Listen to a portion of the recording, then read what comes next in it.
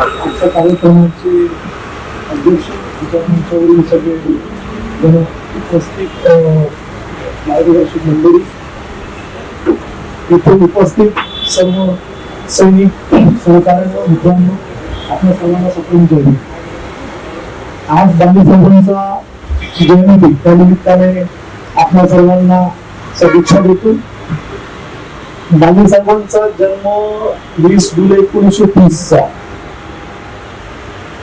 आणि मॅट्रिक्युलेशन त्यांचं झालं 47 ला, 1948 ला दिल्लीला आहे आणि तिथे त्यांनी मुद्रणालयामध्ये त्यांना जॉब मिळाला, नोकरी मिळाली. त्या दरम्यानच्या कालखंडामध्ये तो जो कालखंड होता म्हणजे आता बाबासाहेबांनी घटना लिहिण्याचा जो काही एकंदरीत जो प्रवास होता तो दिल्लीला आता बाबासाहेबांचं राहणं तिकडे सगळं त्यांचं कार्य सुरू होतं.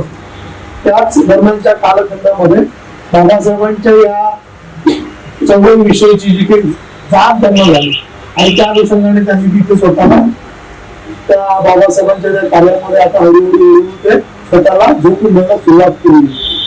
तर त्याच्या कालखंडामध्ये पुढच्या गांधी साहेब एकंदरीत 3दा बाबासाहेबांना प्रत्यक्षात भेट झाला. अनेकदा त्यांच्या भाषणांना बाबासाहेबांना ऐकण्याचं त्यांना संधी मिळाली, बाबासाहेबांची भाषण त्यांना ऐकता आली.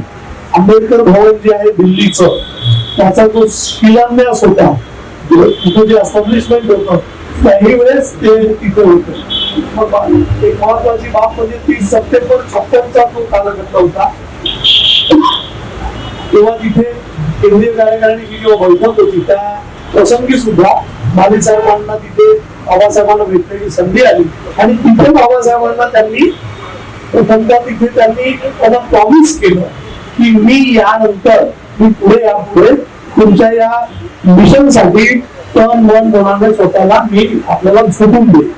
आपल्या मग काही दिवसांमध्ये बाबासाहेबांचं महापरिनिर्वाण होतं आणि तुमचा जो कालखंड राहतो मग तो सगळी धोरण नोकरी सोडून देतात आणि मग ते 24/7 व्रतस्थ होऊन व्रत घेतात की मी या मिशनला इमाने युद्धाने स्वतःला झोपून देईल, समर्पण करेल आणि मग तिथून त्यांचा तो प्रवास एकंदरीतपणाचा पुढे सुरू होतो. त्या कालखंडामध्ये शेड्यूल कास्ट फेडरेशन हे हा जो आपला जो राजकीय पक्ष आहे या राजकीय पक्षाची धुरा तिकडे एका फार मोठ्या प्रमाणामध्ये सुरू झालं. त्या याच्यामध्ये सगळं ते काम तिथे तर तिथे सेठ किशनदास राहतात. त्या सेठ किशनदास सोबत त्यांचे जे अंकल म्हणजे त्यांचे जे काका राहतात, अंकल म्हणतो त्यांना, त्यांच्या अनुषंगाने यांचा सगळा एकमेकांशी परिचय आलेला असतो आणि मग पंजाबमध्ये शेड्यूल कास्ट फेडरेशनचं काम मोठ्या प्रमाणात सुरू झालेलं असतं. कालांतराने सेठ किशनदास हे कलकत्त्याला सेटल होतात तर त्याच्यामुळे इकडचं काम रखडलं जातं, पोस्ट राहतं. मग केसी फुले हे जनरल सेक्रेटरी राहतात, तेही नोकरीवर, त्याच्यामुळे त्यांना ते शक्य होत नाही. अशा परिस्थितीमध्ये हे जी राजकीय धोरण जे बाबासाहेबांचं जे मिशन आहे हे मिशन आपण पुढे घेऊन जावं या अनुषंगाने मग ते प्रवास करतात. त्या दरम्यानच्या काळामध्ये बाबासाहेबांचं जेव्हा 1951 ला वगैरे तिथे जाणं राहतं कारण पहिल्या सार्वत्रिक निवडणुका लागलेल्या जातात. बाबासाहेब सगळीकडे सर्वजून सुरू होतो त्यांचा प्रवास. अशा वेळेस जिथे जे जाणं जिथे त्यांचं भाषण होतं तिथेच मग आंबेडकर भवन वगैरे तिथं पुढचं काम बघले त्या अनुषंगाने ते पुढे घेऊन जात. बाबासाहेबांच्या महापरिनिर्वाणानंतर 1957 ला मग बाबासाहेबांच्या अर्थाने रिपब्लिकन पक्ष बाबासाहेबांनी जो बघितला या देशाला प्रबुद्ध भारत करण्याची जी धुरा बाबासाहेबांनी रिपब्लिकन पक्षाच्या खांद्यावर दिली ती इमानी इद्वारे पुढे घेऊन जाण्यासाठी रिपब्लिकन पक्षाला काळाक्षेत्रामध्ये पंजाबच्या पोहोचवण्यासाठी ते इमानी इद्वारे प्रयत्न करत राहतात आणि त्याचबरोबर समता सैनिक दलाला सुद्धा खेडोपाडी तिकडच्या पट्ट्यामध्ये घेऊन जाण्याचं महत्वाचं काम ते करतात. सोबतच धर्मप्रचार प्रसाराच्या या अनुषंगाने सुद्धा त्यांचा प्रवास सुरू होतो. 1963 ला आणि 57 ला मग ते इलेक्शन तिथे लढतात. कॅबिनेट मिनिस्टर राहतो काँग्रेसच्या त्याच्या अगेन्स्ट मध्ये 1957 ला रिपब्लिकन पक्षाच्या वतीने ते निवडणुकी तिथे लढतात आणि चांगली काटेकी टक्कर ज्याला म्हणते चांगली पार्टी देतात. त्यात सगळ्यात जास्त आपलं जे पॉप्युलेशन आहे म्हणजे शेड्यूल कास्टचं ते पंजाब या राज्यात आहे खूप मोठ्या प्रमाणामध्ये तिथे. तर त्या अनुषंगाने सगळा तो प्रवास सुरू असतो. मग पुढे 1963 ला बौद्ध धर्माची ते दीक्षा 1963 ला घेतात आणि मग पुढचा प्रवास पुन्हा जोमाने सुरू करतात. भारतीय बौद्ध महासभेचंही काम मोठ्या प्रमाणामध्ये तिकडे सुरू होतं.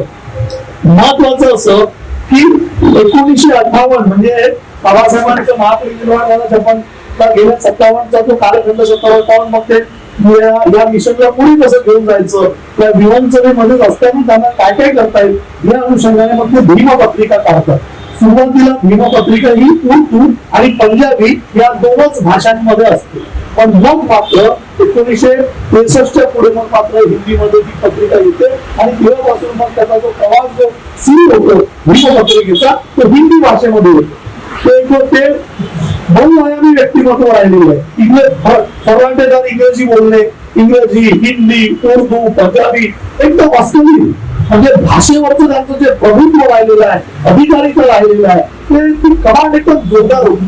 खरं तर बाळासाहेबांना ज्या पद्धतीने या देशातल्या या आंबेडकरी चळवळीच्या या पटलावर या खऱ्या अर्थाने जो सन्मान आणि ते नावलौकिक मिळायला पाहिजे होतं ते खऱ्या अर्थाने तेवढं मिळालं. मला आश्चर्य वाटतं एकीकडे एलार बाली, लावरीराम बाली आणि दुसरीकडे कांशीराम एकाच त्या म्हणजे पंजाब मधील जन्म झालेले वयाने लहान मोठे मागे पुढे 2-4-5 वर्षाचा होतो फरक. परंतु आंबेडकरवादी चळवळीमध्ये जिकडे तिकडे जो एक प्रकारे जे मांडलं जातं मांडणी केल्या जाते की जणू काही बाबासाहेबांच्या चळवळीमध्ये नंतरच्या कालखंडामध्ये आंबेडकरोत्तर चळवळीमध्ये कांशीराम ज्या पद्धतीने या देशामध्ये पुसून बदलला जातो मांडला जातो त्यांच्यापेक्षा लाखपट का वेगळे आहे. पुस्तकं लिहिणे जो आंबेडकर वाचून खऱ्या अर्थाने जर उत्तर भारतामध्ये तिकडच्या पट्ट्यामध्ये जो खरा मांडण्याचं काम जर मोठं काम केलं असेल तर ते एलार बालीच. परंतु काय परंतु दुःखाची बाब खेळाची बाब अशी आहे की त्या प्रमाणामध्ये ज्यांना जो सन्मान मिळायला पाहिजे ज्यांना जे तर असं दिसत नाही तिथे. आजही आपण इतकं चळवळीचं आपण जे म्हणतोय महाराष्ट्रामध्ये किती जागी असते जे जयंतीचे कार्यक्रम होते का हे असं का होते आहे याच्या आपण थोड्या शिरलो होतं. काय ज्या चळवळीला इमारे परीने जे पुढे आणलं जातं नेहमी चर्चेमध्ये काय राहतं चर्चेमध्ये माणसाच्या जीवन मरणाची प्रश्नाला धरून चर्चेमध्ये राजकीय चळवळच राहतो. तर येऊन जाऊन काय होतं राजकीय चळवळ चर्चेत आल्यामुळे ते इमारे जे काही सगळे जे काम कार्य होतात सामाजिक धार्मिक हे सगळे मागे पडतात आणि किती मोठं काम राहिलं यांचं आणि नेमकं हेच झालं.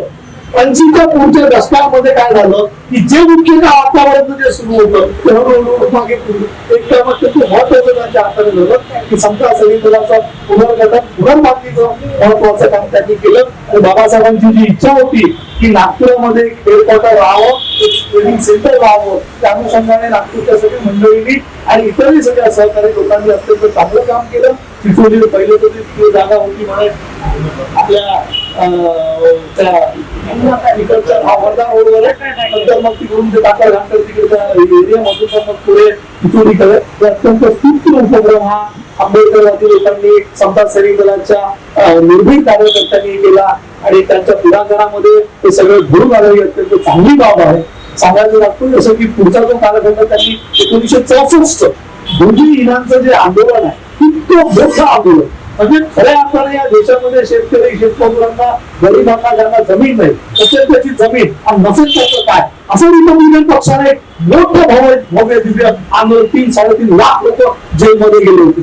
सरकारला हे जे बाकीचं शाळा कॉलेज महाविद्यालय बोलावं लागलं की त्या किरायाने घेऊन तिथे आमच्या हे करावं लागलं कारण पूर्ण होतो इतकं मोठं आंदोलन आणि त्यामुळे स्वतः कितीतरी दिवस ते बालीसाहेब त्या तुरुंगामध्ये होते. नंतर ती धुरा ते त्यांना अरेस्ट झालं ती धुरानंतर त्यांच्या बायकोने घेतली आणि नंतर बाली मॅडमने सुद्धा मग तो जो भूमिहीनांच्या आंदोलनाची धुरा घेतली त्यांनाही नंतर अरेस्ट झाली.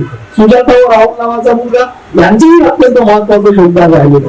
सांगायचं तात्पर्य म्हणजे जो त्याग जे समर्पण म्हणजे या ज्या बाबतीमध्ये खऱ्या अर्थाने त्यांना जो सन्मान आणि ज्या अर्थाने त्यांना पुढे आपण मांडायला हवं की त्या जयंतीच्या अनुषंगाने आपण असा प्रयत्न करायला हवा की त्यांचं कार्य कर्तृत्व की ज्याच्यापासून पुढच्या पिढीला धडा घेता येईल इमाने इतबारे संघर्ष करत राहणं म्हणजे काय ही जी सगळी जी बाब आहे ती आपण निश्चितपणे या प्रसंगी त्या सगळ्या बाबींचा आपण असं भर द्यायला पाहिजे, चर्चेत आणलं पाहिजे.